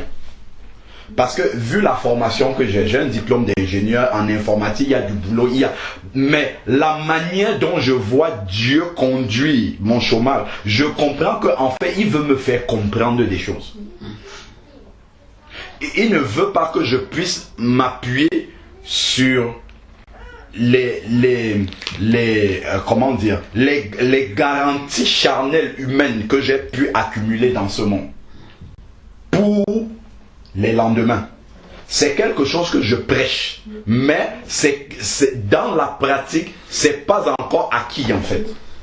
Et Dieu veut que ça soit acquis. Je me rappelle quand je suis passé à la RH et qu'on m'a dit comme ça que on te propose de partir du travail. Pendant 1 minute, je suis resté, je regardais le monsieur et mon regard était dans le vide en fait. Parce que ça faisait 8 ans que j'étais avec eux, 10 ans que je travaille. C'est pas quelque chose que j'avais envisagé en fait. Parce que quand je regarde un peu mon background de ce monde-ci, je me dis, ta carrière doit être linéaire. Il ne doit pas avoir de ça. Parce que tu as fait ce que le monde te demande de faire pour avoir une carrière linéaire. Donc il n'y a pas de raison que ça ne soit pas linéaire. Donc en le regardant comme ça, en fait, pendant cet instant où je le regardais, j'avais oublié en fait que je suis un enfant de Dieu. Ça avait disparu complètement de ma tête. Et je me disais, mais qu'est-ce que ça veut dire ça? Comment peut être le lendemain? Comment est-ce que je peux envisager d'être au chômage? C'est pas quelque chose que je pouvais envisager dans ma tête. Mais quelques instants après, je suis resté. Et puis il y a une pensée qui est venue. Mais en fait, toi tu es surpris, mais Dieu n'est pas surpris de cette situation-là. Et si Dieu n'est pas surpris de cette situation-là, tu dois avoir totalement confiance parce qu'il sait ce qu'il est en train de faire. Et je me rappelle quand je suis sorti de la boîte, sur le chemin de retour, j'ai commencé à évangéliser dans le métro en fait. Je parlais de Dieu aux gens, tac, tac, tac, tac. Et quand je suis arrivé à la maison, j'ai appelé le frère Jean-Paul, on a parlé ensemble et les choses qu'il m'a dites, en fait, ça m'a fait négliger totalement ce que je venais d'entendre comme nouvelle. Complètement. Et ça nous amène à comprendre en fait que quand on devient un enfant de Dieu, il n'y a pas de hasard dans notre vie. Si Dieu provoque une situation, le frère a cité Amos là-bas. Il n'y a aucune situation qui parvient dans la vie sans que Dieu n'en soit l'auteur. Donc, si Dieu permet cette chose-là, lorsque ça arrive, quand on t'annonce ou bien quand tu es au contact d'une situation, d'un problème, Dieu le savait déjà avant. Ça, c'est sûr et certain. Ce n'est pas quand tu viens te mettre à genoux pour dire Dieu, il y a ça, que Dieu prend connaissance. Non, Dieu le savait déjà longtemps avant que ça n'arrive. Donc, quand ça arrive maintenant, Dieu, ce n'est pas de chercher comment ça va se terminer, parce qu'il sait comment il peut faire pour que ça se termine. C'est qu'il se place et il te regarde, son enfant. Il regarde comment tu agis. Qu'est-ce qui anime l'intérieur de toi? Et ce qui anime l'intérieur de toi révèle en fait sur l'échelle de Dieu à quel stade est ta foi, et ça te permet de savoir à quel stade est ta foi. Parce que s'il n'y avait pas ça, si toutes nos situations étaient toujours contrôlées par nos paramètres de ce monde-ci, on ne saurait pas où est-ce qu'on en est. Et on pourrait avoir beaucoup de paroles, de belles paroles, j'ai envie de dire. C'est-à-dire qu'on sort, on voit quelqu'un qui est dans une détresse. Oh, Dieu est grand. Voilà, c'est des choses qu'on peut... Mais moi, j'ai souvent dit, je suis allé voir des personnes qui avaient perdu quelqu'un de cher. Je dis, oh, vraiment, confie-toi entre les mains du Seigneur. Tu vas voir Dieu. Mais quand tu perds ta propre maman, là, ce n'est plus la même chose. C'est à toi qu'il faut dire ça maintenant. C'est toi-même tu dois te dire ça à toi-même. Et c'est la parole qui te dit cette fois-là. C'est pas quelqu'un qui va venir te dire ça. Et là maintenant, aujourd'hui, quand je vais voir quelqu'un qui a perdu un pôle, en lui disant cette chose-là, je sais ce qu'il y a dedans. Et c'est mon témoignage personnel, la manière dont j'ai vécu les choses à l'intérieur de moi qui vont accompagner la parole que je suis en train de lui dire. Et ça ne sera plus théorique en fait. C'est pourquoi Dieu permet un ensemble de situations comme ça, non pas pour nous effrayer, mais en fait c'est qu'il est en train de construire quelque chose dans notre vie. Et c'est ça qu'on oublie. Dès que tu oublies ça, c'est fini. On commence à paniquer les pédales. C'est-à-dire qu'on a perdu les pédales. On ne sait plus où est-ce qu'on en est, où est-ce qu'on va. Parce que quand tu dis, c'est la situation perdue, qu'est-ce que je vais faire? Est-ce que Dieu est surpris? Dieu, lui, n'est pas surpris. Dieu peut amener la solution sortant de nulle part. Vraiment de nulle part. C'est-à-dire que quelque chose que tu n'avais même pas espéré, Dieu peut produire la chose. Dieu en est capable. Comme ouvrir la mer Rouge. Quand les enfants d'Israël se sont trouvés devant la mer Rouge, est-ce que même dans leur inconscient, ils auraient pu imaginer que ça serait une solution comme ça? Dieu aurait pu ouvrir la mer Rouge. Dieu aurait pu les transporter comme ça directement et les mettre de l'autre côté de la mer. Il aurait pu sortir n'importe quelle solution. Au regard de ce qu'il avait déjà fait en Égypte. Donc quand je lis 1 Corinthiens 10, verset 13, il est dit: aucune tentation ne vous est survenue qu'elle n'ait été humaine.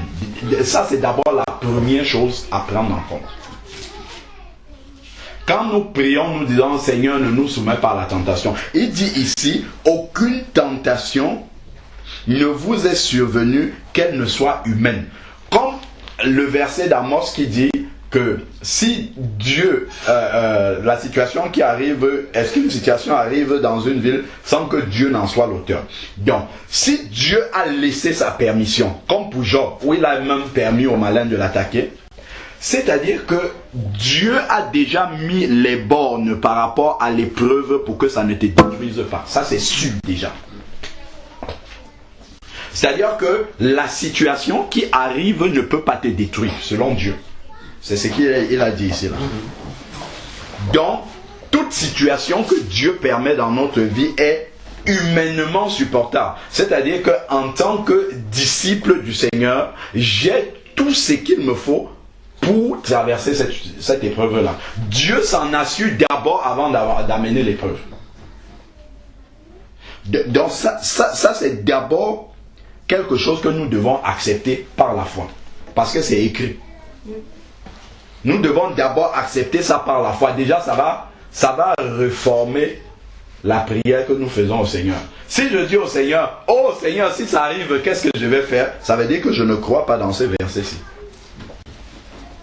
Puisqu'il dit: toute tentation ne vous est survenue qu'elle n'ait été humaine. Dieu ne laisse que ce qui est humainement supporté. C'est-à-dire que ce qu'on a la capacité de supporter, c'est ça qu'il laisse arriver. C'est que nous pensons que nous ne sommes pas capables de supporter. C'est ça en fait. C'est que nous pensons que nous ne sommes pas capables, mais celui qui a laissé que ça arrive, c'est que nous en sommes capables. Même si au moment où l'épreuve démarre, je n'en suis pas capable, il sait que si j'ai la bonne attitude dans cette épreuve-là, il va amener le complément qu'il faut pour que je puisse en sortir. Et si donc il permet cette épreuve-là, c'est qu'elle est indispensable pour la suite de ma marche. Elle est indispensable. Ce n'est pas qu'elle est facultative, elle est indispensable. Si elle n'était pas indispensable, c'est que Dieu, dans son amour, nous en aurait épargné. Et il ne permet pas ces choses-là parce qu'il veut nous embêter. C'est parce que c'est indispensable pour que nous soyons, non pas dans notre plan, mais dans le plan de Dieu, en fait. C'est que nous pouvons avoir notre vision, en fait, de la marche chrétienne, de là où nous devons arriver. Mais Dieu, lui, il a son plan précis. Il a le plan dans lequel il nous attend. Et pour atteindre, si Dieu dit que bon, toi, si je prends l'exemple des études, si Dieu dit, après ton baccalauréat, tu dois faire des études, je ne sais pas, scientifiques. Dès la seconde, il va te mettre en S pour que tu puisses après être prêt à faire scientifique. Il ne va pas aller te mettre en L. Parce que tu vas sortir avec un bac littéraire et tu ne pourras pas faire les études scientifiques. Je prends l'exemple dans le monde. Maintenant, dans le monde spirituel, Dieu a un appel pour chacun d'entre nous. Et pour que nous puissions répondre à cet appel-là, il y a une formation préalable. La formation que j'ai, là où Dieu teste ma foi, ce n'est pas dans le même domaine qu'il va tester ta foi. Et il y a des choses que je peux déjà avoir acquises ou acquis et que toi tu n'as pas encore acquis. Donc Dieu va, selon là où il voit que tu es encore faible dans la foi, c'est là où il va taper. C'est dessus qu'il va taper. Là où il voit que moi, je ne suis pas encore équilibré dans la foi, c'est là qu'il va taper chez moi. Et insister jusqu'à ce que je devienne zen complètement. Par rapport, il y a un vrai problème géant, comme tu disais, qui est là quand il va voir que je suis vraiment complètement abandonné entre ses mains. Là, quand je pourrais prier en disant Seigneur, que ta volonté soit faite, et être totalement en phase dans mon cœur avec ce que la bouche dit, que ta volonté soit faite, Dieu va arriver des preuves. C'est terminé. C'est que j'ai compris ce qu'il attendait de moi. Mais si je panique encore en me disant hey, Seigneur, si ta volonté c'était plutôt ça, comment est-ce que je... Mais si le Seigneur permet que sa volonté soit ça, c'est qu'il a permis aussi la manière dont tu vas vivre la situation. C'est sûr et certain. Dieu ne fait pas d'abord le plan et après, une fois que c'est réalisé, se demande mais mon enfant, comment je vais me faire? Non, c'est un parfait architecte. Et il n'est pas surpris, c'est nous qui découvrons au fur et à mesure. C'est nous qui découvrons au fur et à mesure le plan de Dieu, mais le plan de Dieu pour ses enfants est tracé déjà avant même la fondation du monde. Lui sait déjà par où on va passer. C'est nous qui découvrons au fur et à mesure et on se dit, hey, ça arrive maintenant, est-ce que je suis prêt? Est-ce que non. Est-ce que là le Seigneur lui a déjà répondu à ça avant d'amener l'épreuve? Donc maintenant, il dit, Dieu est fidèle. Nous sommes dans 1 Corinthiens 10, verset 13. Il dit bien que Dieu est fidèle et ne permettra pas. En fait, il a déjà répondu même. Quand il dit aucune tentation ne vous est survenue qu'elle soit humaine. Mais si on n'a pas bien compris, qu'est-ce que ça veut dire? Il l'explique encore davantage. Il dit, il est fidèle et ne permettra pas que vous soyez tentés au-delà de vos forces. C'est parce que Dieu est fidèle qu'il ne peut pas donner ce qui va te dépasser. C'est parce que Dieu est fidèle qu'il ne va pas te mettre devant un carrefour où il n'y a pas de porte de sortie. Maintenant, c'est une question. On parlait de foi. De foi par rapport à ce que je lis ici là. Parce que si une sœur t'appelle et te pose son problème, tu peux bien lui lire ce verset là. Sans problème. Mais maintenant, lorsque toi-même tu es dans ta situation où il faut que tu appliques ce verset-là, là maintenant on commence à réfléchir. Est-ce que c'est ça que Dieu veut vraiment dire? Dieu a-t-il vraiment dit? Est-ce que dans ma situation ce verset s'applique? Mais on a eu une telle facilité à dégainer ce verset-là à quelqu'un d'autre. C'est ça. En fait, ça révèle le cœur de l'être humain. Et c'est pour ça que Dieu doit encore ramener ce cœur-là vraiment exactement selon, en fait, son modèle à lui. Mais, regarde la suite. Il dit, mais avec la tentation, c'est-à-dire, mais avec l'épreuve. Ce n'est pas en dehors de l'épreuve. C'est une fois qu'on a accepté l'épreuve. Une fois qu'on a compris le but de l'épreuve, une fois qu'on a eu la bonne attitude dans l'épreuve, une fois qu'on a déjà tiré les enseignements de l'épreuve, là Dieu sait. Parce qu'il ne permet pas une épreuve pour rien. En fait, il n'y a pas d'épreuve qui soit inutile. En fait. S'il permet ça, c'est qu'il y a quelque chose qu'il veut amener. Soit il veut casser quelque chose, soit il veut ajouter quelque chose, mais il y a quelque chose qui est en train de se construire. Et on doit lui faire confiance. En fait. Et c'est là où il y a le problème. C'est là où nous tous, nous avons un problème en fait. C'est que par notre attitude, on peut rallonger même l'épreuve. Rallonger l'épreuve. Alors Dieu avait permis que je sois dans telle épreuve pour 1 mois, mais comme je n'ai pas compris, ça tire, ça tire jusqu'à ce que j'ai compris. Ça s'adresse à moi-même, hein. C'est ce que je suis en train de te dire. Je ne suis pas en train de parler en l'air. Ça s'adresse à moi-même d'abord, ce que je t'ai dit. Ça se trouve, je n'ai pas encore compris pourquoi je sais. Pourquoi? Mais une fois qu'on a compris cela, il dit ici, il donnera aussi le moyen d'en sortir pour que vous puissiez la supporter. Il donnera le moyen de s'en sortir pour que vous puissiez la supporter. Quand il voit que tu as bien réagi, il te montre déjà le bout du tunnel là-bas. Il te dit voilà comment tu vas sortir de là. Et là maintenant tu peux supporter l'épreuve sans problème parce qu'il t'a montré le bout du tunnel. S'il ne t'a pas encore montré le bout du tunnel, c'est un peu difficile de supporter l'épreuve. Donc lorsque nous regardons maintenant dans Matthieu 6, on a lu tout à l'heure Matthieu 6 verset 7 et 8. Matthieu 6, versets 7 et 8, il dit, en priant, ne multipliez pas de vaines paroles. Et regarde, c'est écrit comme les païens. Qu'est-ce qui peut faire qu'une parole devienne vaine?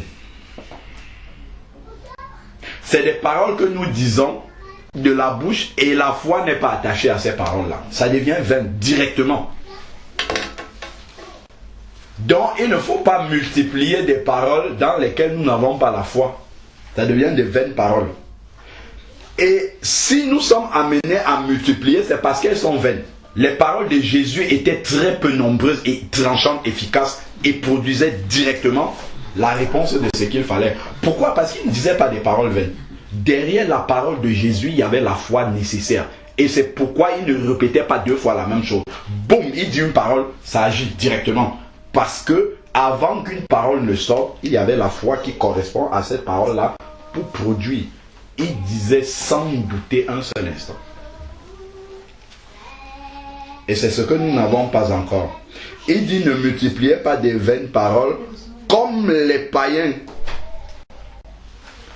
qui s'imaginent. Il dit qui s'imaginent. Donc ce n'est pas la réalité. Il s'imagine qu'à force de paroles, ils seront exaucés. Moi, je ne crois pas que c'est parce que tu vas te mettre à genoux tous les jours pour dire la même chose à Dieu qui va t'exaucer. Ce n'est pas ça. C'est que si Dieu laisse faire, ce n'est pas qu'il attend que tu lui multiplies ça par 1000 fois la même chose. C'est qu'il attend que tu comprennes réellement et que la foi soit associée à ta prière. Le jour où il y a la foi, Dieu débloque. Le jour où il y a la compréhension de ce pourquoi je suis dans cette situation-là, Dieu débloque direct.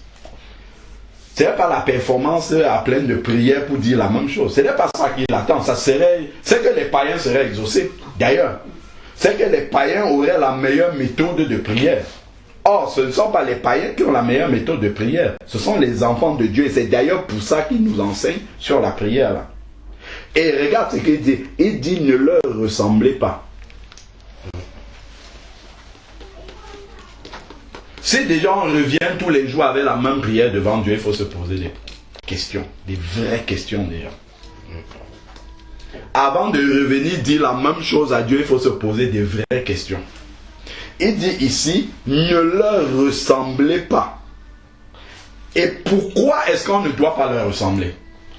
Il dit, car votre Père sait de quoi vous avez besoin. Et ça, c'est ce qu'un païen ne sait pas. Quand le païen prie Dieu, pourquoi il multiplie les paroles?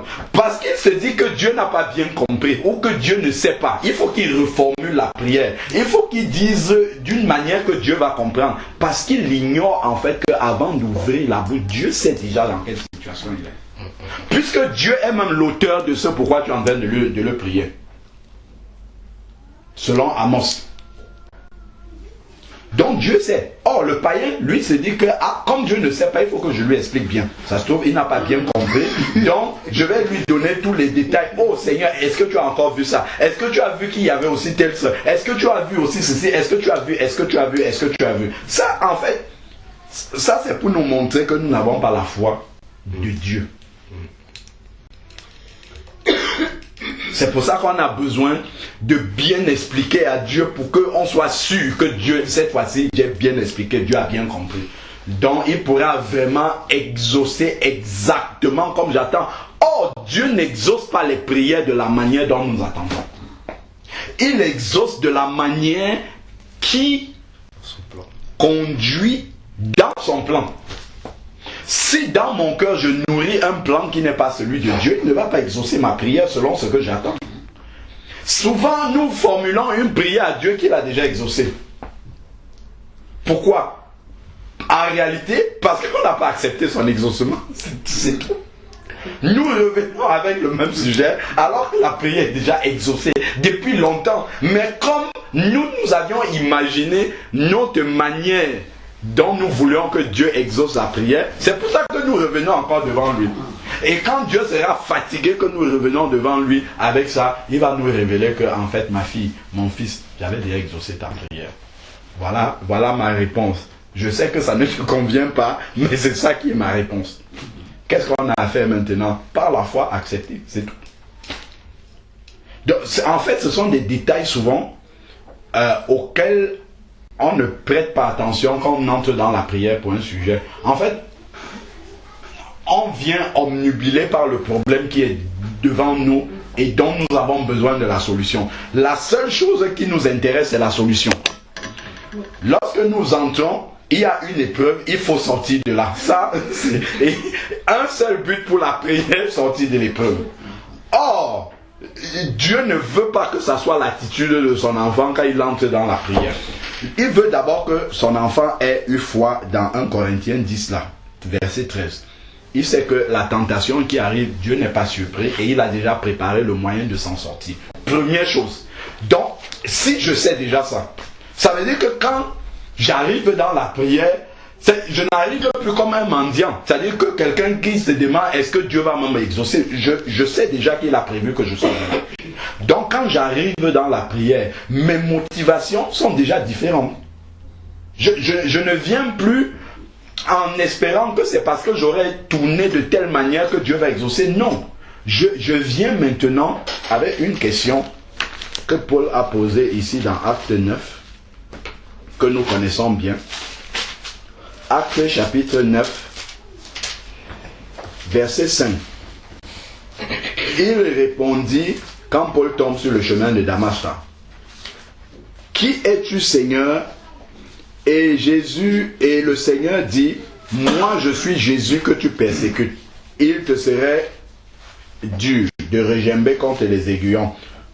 Tout tremblant et stupéfait, il dit, Seigneur, que veux-tu que je fasse? Quand je viens maintenant devant le Seigneur, je sais déjà qu'il y a la solution pour sortir de l'épreuve.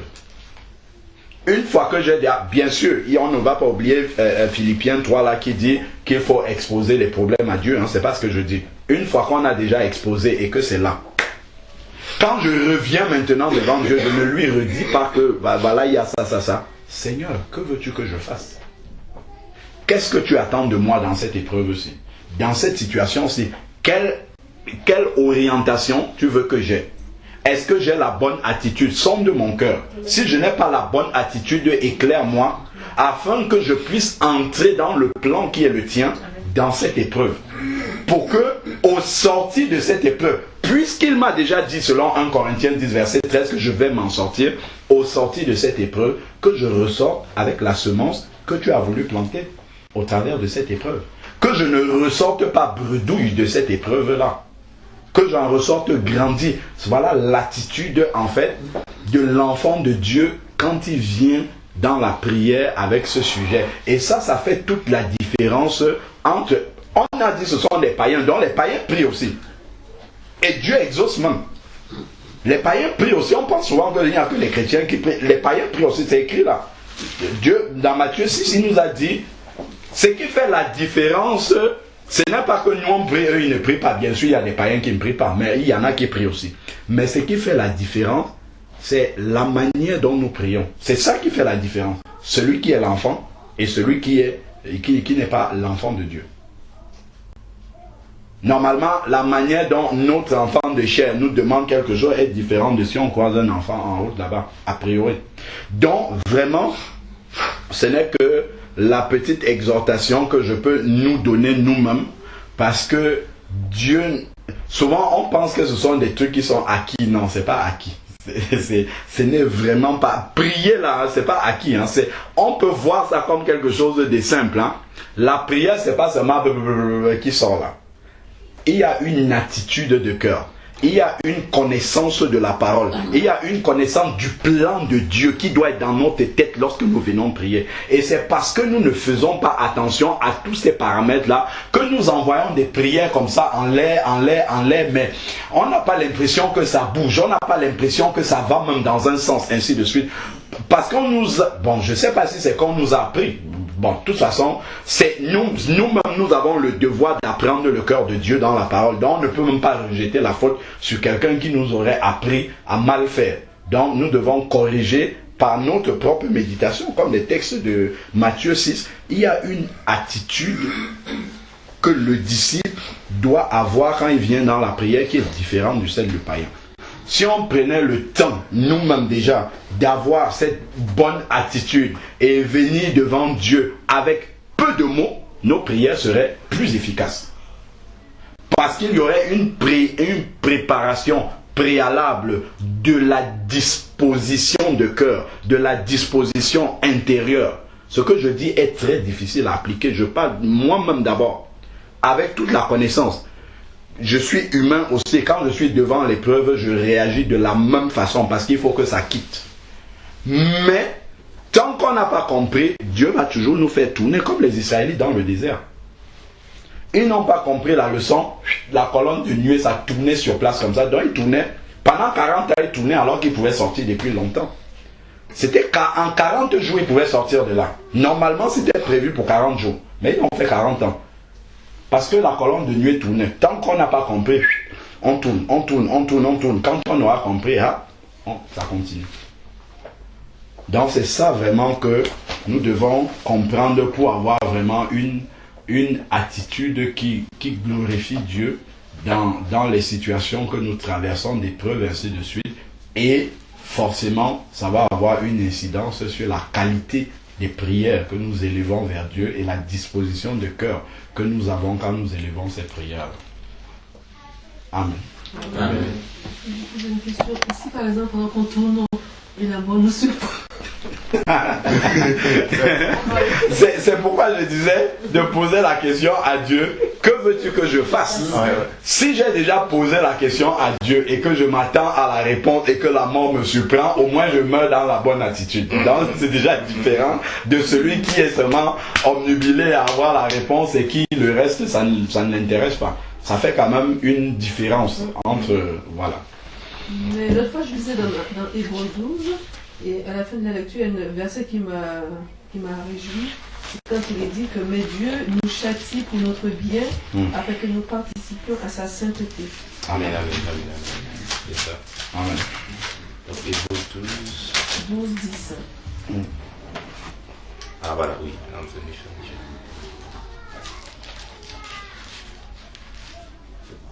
C'est vrai que c'est vraiment pas facile, c'est une notion de prière avec foi. Il y a tellement de paramètres, effectivement, comme le frère disait, il faut le prendre en compte. Parce qu'il faut prier avec foi, croire que Dieu a entendu, et même, comme je t'explique, de croire même qu'on a ce qu'on a demandé. De l'autre côté, il y a des textes qui disent que Dieu n'exauce que, exauce ceux qui n'exaucent pas le péché, exauce ceux qui suivent ses commandements. On sait qu'il y a des choses dans nos vies qui peuvent bloquer l'exaucement. Mais il y a tout vraiment donc de combiner avec tout ça, c'est vrai que c'est pas facile. Je comprends que, en fait, je comprends donc peut-être l'attitude qu'il faut avoir, c'est vraiment de prier avec foi, de croire que Dieu a entendu. Et si, peut-être avec le temps, on ne voit pas les choses se manifester, et de demander vraiment au Seigneur de nous sonder, de nous montrer s'il y a quelque chose qui empêche, qui nous exauce, quoi. Parce que souvent, voilà, comment on se rend compte au fur et à mesure qu'on l'écoute, c'est que souvent on pêche même pas en conscience, quoi. Il y a même certaines choses qui empêchent Dieu vraiment d'agir comme il voulait dans nos vies. Des fois des péchés cachés, des fois même une repentance, tu vois, un truc, on se croit, on se dit c'est nickel, quoi. Alors que toi, tu as vraiment un péché caché qui empêche Dieu. Et souvent, il y a des gens qui ont été délivrés comme ça. C'est-à-dire, voilà, Dieu l'a amené à se prendre compte, par exemple, souvent la notion de pardon. Ça, c'est un cas qu'on voit souvent. C'est-à-dire, vraiment, Dieu ne t'exauce pas parce que quelque part, tu as un problème de pardon, tu n'as pas pardonné à quelqu'un. Tu vas prier avec foi, tu vas oublier quoi, que tu as fait quelque chose à quelqu'un, tu as des racines d'amertume dans le cœur vis-à-vis de quelqu'un, ben, tu vas prier avec foi, il n'y a rien qui va se passer. Je prends par le cas de Marie et d'une femme, c'est vrai qu'on en parle souvent, tu vois, des petits textes. Quand Dieu dit que si tu as des problèmes avec ta femme, n'espère même pas quelque chose, tu vois. Toi, tu vas négliger, enfin, dans ta tête, tu vas dire c'est un détail, tu vas prier vraiment avec foi et tu vas attendre, il n'y a rien qui se passe, tu comprends pas. Donc, à un moment, tu peux commencer à douter, tu vois, enfin, c'est vrai qu'il faut combiner vraiment avec tout ça. Et je pense que la bonne attitude, c'est vraiment de se remettre toujours, en fait, se rappeler vraiment qu'on est, de se voir toujours petit, quoi, vraiment, et qu'on ne se voit jamais vraiment arriver, et que vraiment, si les choses ne se font pas, vraiment de toujours se remettre en question, de demander à Dieu, vraiment avec foi, vraiment, Seigneur, sonde-nous, montre-moi. Je sais que tu n'es pas un menteur, vraiment, donc si ça ne s'applique pas, c'est que il y a quelque chose qui vient de moi, donc montre-le-moi, vraiment. Donc vraiment qu'on ait cette attitude-là. Parce qu'on est souvent surpris, hein, vraiment. J'essaie de temps, non mais c'est vrai, on se rend compte que il y a beaucoup de choses souvent loin vraiment du standard du Seigneur. Amen. Amen. Il y a des gens, quand ils ont une épreuve, ils disent Seigneur, je me réjouis déjà parce que je sais que tu as la solution. Waouh. Ben oui, c'est ça. Et c'est ce qu'on doit tous pour atteindre ce stade-là. Parce qu'on doit dire ça des lèvres, mais le cœur tremble. Ce n'est pas ça que Dieu attend. On ne demande pas Dieu, on ne trompe pas Dieu. On ne peut pas le tromper. On peut tromper les autres, Quand tu parlais de bouche, alors que le cœur c'est pas ça. Nous devons seulement savoir que tout ce que Dieu utilise tout. Amen, c'est clair. Tout ce qu'il y a autour de nous. Parce que c'est lui qui a tout créé. Tous les éléments qui nous entourent font partie de l'armée de Dieu. Même Satan utilise pour que nous soyons élevés dans la foi, pour nous élever dans notre esprit vers lui. Chaque jour, il nous construit, on se construit tous les jours, on se construit chaque jour avec le Seigneur. On construit notre relation avec le Seigneur, on grandit tous les jours spirituellement, en sagesse, en pensée, en tout. Et tout ça, Dieu utilise tous les éléments à sa disposition pour nous éprouver. Et si nous en sortons victorieux, il nous élève encore, il nous élève, il nous élève. Et vraiment, c'est un peu ça. On doit toujours avoir le regard tourné vers lui chaque fois qu'on est face à une épreuve. C'est très important. Amen. Je voulais rajouter quelque chose. Et 1 Pierre 1, verset 3 à 11. Ça nous fait encore comprendre l'épreuve. 1 Pierre 1, verset 3 à 11. Béni soit Dieu, le Père de notre Seigneur Jésus-Christ, qui, selon sa grande miséricorde, nous a régénérés pour une espérance vivante, par la résurrection de Jésus-Christ d'entre les morts, pour un héritage qui ne peut ni se corrompre, ni souiller, ni flétrir, lequel vous est réservé dans les cieux. À vous qui, par la puissance de Dieu, êtes gardés par la foi, pour le salut prêt à être révélé dans les derniers temps. C'est là ce qui fait votre joie. Quoique maintenant, puisqu'il le faut, vous soyez attristés pour un peu de temps par diverses épreuves, afin que l'épreuve de votre foi, plus précieuse que l'or périssable, qui cependant est éprouvée par le feu, ait pour résultat la louange, la gloire, l'honneur lorsque Jésus-Christ apparaîtra. Lui que vous aimez sans l'avoir vu, en qui vous croyez sans le voir encore, vous réjouissant d'une joie ineffable et glorieuse, parce que vous obtiendrez le salut de vos âmes au prix de votre foi. Les prophètes qui ont prophétisé, touchant la grâce qui vous était réservée, ont fait de ce salut l'objet de leurs recherches et de leurs investigations, voulant sonder l'époque et les circonstances marquées par l'Esprit qui était en eux et qui attestait d'avance les souffrances de Christ et la gloire dont elles seraient suivies. Amen. Donc, vraiment, comme l'apôtre Pierre inscrit du Saint-Esprit va nous dire, l'épreuve de notre foi, c'est une nécessité. Puisqu'au verset 6, il va dire, puisqu'il le faut. Et il va nous dire en plus haut, c'est là ce qui fait votre joie. Qu'est-ce qui fait notre joie? Ce qui fait notre joie, c'est de savoir qu'on a un salut qui nous attend. Mais pour pouvoir bénéficier de ce salut, il faut qu'on passe aussi par des épreuves. Pour avoir comme résultat, au verset 7, la louange, la gloire, l'honneur, lorsque Jésus-Christ apparaîtra. Mais cela, ce sera pour prix de notre foi. Si on n'a pas gardé la foi dans les épreuves, eh bien, on n'aura pas la louange, la gloire et l'honneur lorsque Jésus-Christ apparaîtra. À Jésus-Christ lui-même de nous dire que c'est à celui qui vaincra qu'il donnera la couronne, etc. Jésus veut que nous sortions vainqueurs des épreuves et pas que nous perdions. Si nous sortons vainqueurs, au royaume de Dieu, il n'y aura pas de perdants de façon spirituelle. Il n'y aura pas de perdants, il n'y aura pas des vainqueurs. À toutes les églises, Jésus-Christ va toujours dire vainqueur, vainqueur, vainqueur. Il ne va jamais parler de perdants. Jésus veut que nous soyons des vainqueurs. Et il y a quelque chose qui est important qu'on oublie souvent au verset 7. Ce qui est entre parenthèses là, c'est très important. Qui cependant est éprouvé par le feu. Donc il nous dit, afin que l'épreuve de votre foi, plus précieuse que l'or périssable, qui cependant est éprouvée par le feu. Ça veut dire que si notre foi est plus précieuse que l'or périssable, qui lui est éprouvé par le feu, alors qu'en sera-t-il de notre foi? Comment sera éprouvée notre foi? Notre foi sera éprouvée aussi par le feu. Puisque l'or périssable est moins précieux que notre foi. Alors si l'or périssable est moins précieux que notre foi, alors notre foi aussi sera éprouvée par le feu. On aura des épreuves terribles. Mais comme on le sait, lorsque l'or périssable est éprouvé, c'est pour faire de belles choses. Enfin, selon le monde. C'est des lingots d'or, des choses comme ça. Eh bien, Dieu, c'est la même chose qu'il veut faire avec nous. Il veut éprouver vraiment notre foi afin de faire de nous des hommes faits à la stature parfaite de Christ, comme disait l'apôtre Paul. Ou des femmes aussi faites à la stature parfaite de Christ, comme disait l'apôtre Paul. Amen. Et il y a aussi Jacques. Vous connaissez tous les passages là, mais c'est toujours important de revoir. Jacques chapitre 1, verset 2 à 3. Donc, mes frères, regardez comme un sujet de joie complète les diverses épreuves auxquelles vous pouvez être exposés, sachant que l'épreuve de votre foi produit la patience. Amen. Pourquoi on va arriver à ce stade où, quand on va voir les épreuves, ce sera un sujet de joie? C'est exactement ce que les frères exposaient. C'est qu'on a compris le but des épreuves. Quand on a compris aussi que c'est une nécessité, alors quand l'épreuve va venir, plutôt que de commencer à se montrer, on va dire gloire à Dieu. Merci Seigneur, comme la sœur a dit, il ne faut pas que ça soit juste de la bouche, mais que ça soit aussi dans le cœur. Quand les épreuves arrivent, on dit vraiment Dieu merci, cette épreuve c'est pour encore me faire grandir.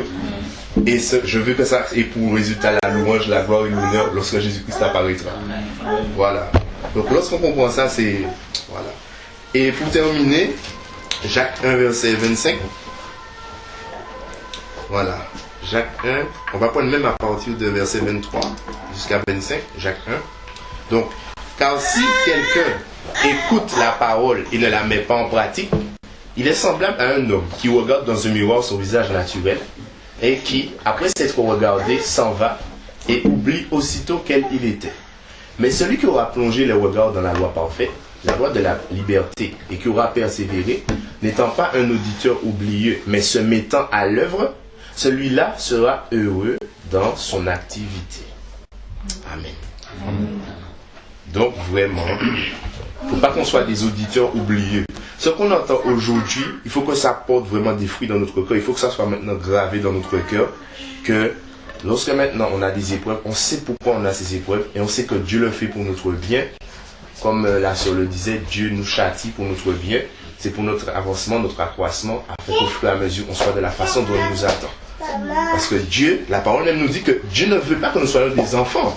Pourquoi? Parce que lorsqu'on est un enfant, on est justement apporté à tout vent de doctrine. Un tel va dire ça, on va croire, l'autre va... Voilà. Dieu veut qu'on soit des hommes parce qu'il n'y a que des hommes qui partent à la guerre. Il n'y a que des hommes qui peuvent être victorieux. Un enfant, il n'est pas encore prêt en fait à avoir la victoire. Donc Dieu veut vraiment qu'on croisse. Et comme on le sait aussi, la foi vient de ce qu'on entend. Ce que l'on entend vient de la parole de Dieu. Donc on pourra avoir cette foi ferme et inébranlable que si on se nourrit, voilà. Et justement, comme le disait Psaume 1, Josué 1, 8, etc., lorsqu'on s'abreuve continuellement de la parole, on est comme un arbre près d'un courant d'eau. C'est-à-dire que quelle que soit la saison, été, automne, hiver, printemps, je sais pas si on sait 4 saisons, c'est ça. Donc que ce soit les saisons, même si c'est l'hiver, justement l'hiver représente l'épreuve, les feuilles qui tombent, etc., ou l'automne, et bien si on est près du courant d'eau, si on reste près du courant d'eau, ben, on va sortir victorieux et on va toujours porter des fruits. Donc c'est important aussi, comme on le dit toujours, hein, mais c'est pas que des paroles, de lire la parole, de se laisser transformer par cette parole, afin que nous soyons vainqueurs et que nous puissions avoir la couronne qui nous est réservée au ciel, comme le disait Christ. Donc voilà. Amen. Et même dans la nature, souvent il y a certains fruits. Pour que ces fruits arrivent à maturité, il faut que plusieurs climats tapent dessus.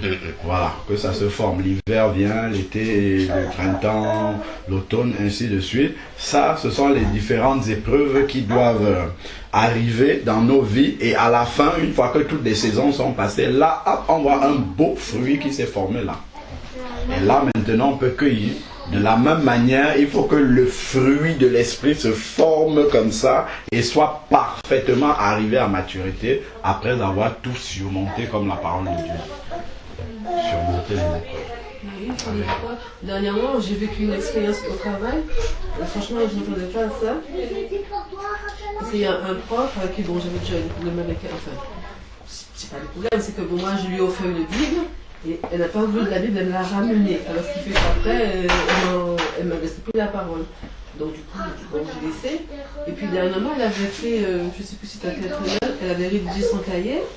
Mais elle s'était trompée au niveau de l'heure. Elle avait cours en principe de matin. Mais là, pour ce jeudi-là, elle avait mis l'après-midi. Donc pour moi, avec elle, bon, je ne connais pas son programme, elle pouvait très bien changer son horaire avec ses élèves. Donc moi, je ne me suis pas occupée de son cahier, mais heureusement que, je crois que mon collègue, il avait mis le matériel, vu que lui travaille le mercredi. Donc, alors moi, le jeudi, je lui fais remarquer, comme j'aurais fait remarquer à n'importe quel prof, que tu t'es trompé d'horaire. Mais c'est la personne qui est toujours en train de se plaindre, ouais, je sais pas, j'étais fatiguée, je sais pas quoi, elle a mal pris. Parce que j'ai juste fait c'est ça, comme je le dis à n'importe quel prof, que tu t'es trompé d'horaire et que moi, si c'était pour moi seulement, tu n'aurais pas eu ton matériel. Et elle a mal pris mon propos, elle a mal réagi. Et donc, bon, moi, je ne savais pas qu'elle a mal réagi. Moi, j'ai dit d'une manière normale, comme j'ai pu dire à n'importe qui, donc j'ai laissé courir. Et ce qui s'est passé, la semaine d'après, je crois, ou je sais pas, quelque temps après, ma grande bien gardée en grippe, elle avait marqué son cahier, et puis ça et tout. Et moi, j'étais partie faire un travail, ce qui fait que bon, moi, le mercredi, je ne suis pas là, donc le jeudi matin, bon, j'ai fait autre chose. Et moi, j'ai pas été regarder son cahier. Et j'étais dans une salle de classe. J'entends la porte prise sous et tout, elle arrive avec le cahier et tout. Elle commence à débiter des paroles et tout. Ouais, que j'ai fait mon cahier, l'heure était tout ça. Elle a commencé à...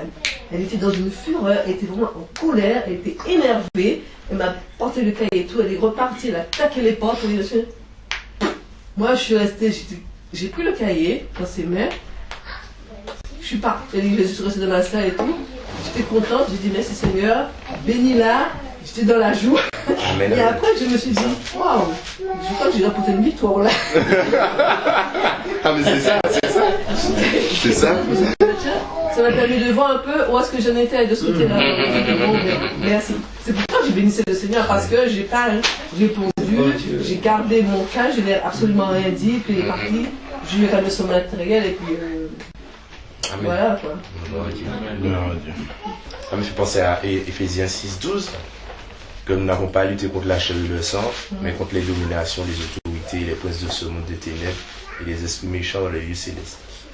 Donc il y a aussi que, c'est lorsqu'on comprend que, quand par exemple quelqu'un va s'énerver contre nous, il faut qu'on comprenne que quand quelqu'un n'a pas Christ dans sa vie, c'est normal. Nous-mêmes, quand on n'avait pas Christ dans nos vies, quelle était notre attitude? On était mauvais, on mentait, on était calomniateur, on insultait. Mais c'est lorsque Christ est dans notre vie que, voilà, manifester les fruits de l'esprit. Mais il est complètement normal que lorsque quelqu'un n'a pas Christ, il manifeste la chair ou il est peut-être même possédé. Donc c'est complètement normal que cette personne agisse comme ça. Il ne faut pas qu'on en veuille à un tel ou un tel, non. Au contraire, il faut qu'on prie pour les gens qui nous font du mal, qui nous persécutent. C'est lorsqu'on a compris que un instrument, de la même façon que nous on est un instrument de Dieu, quand on ne connaît pas Dieu, on est un instrument de Satan. Donc Dieu peut même permettre que Satan utilise quelqu'un pour venir nous être un sujet d'épreuve pour nous. Voilà, donc c'est quand on comprend ça aussi que... Voilà, vas-y frère. Donc voilà. Et il n'y a plus qu'à. Sachant que quand Dieu nous a bien enseigné comme ça par son esprit, on passe à l'examen. que chacun s'attende. On va nous sortir là tout de suite là. Et Bien sûr. Ça c'est toujours ce qu'on expérimente. Hein. Quand une parole arrive, soit qu'on est déjà dans la situation, soit que Dieu nous prépare à une situation qui arrive, ainsi de suite, pour dire, bon, maintenant que tu as entendu,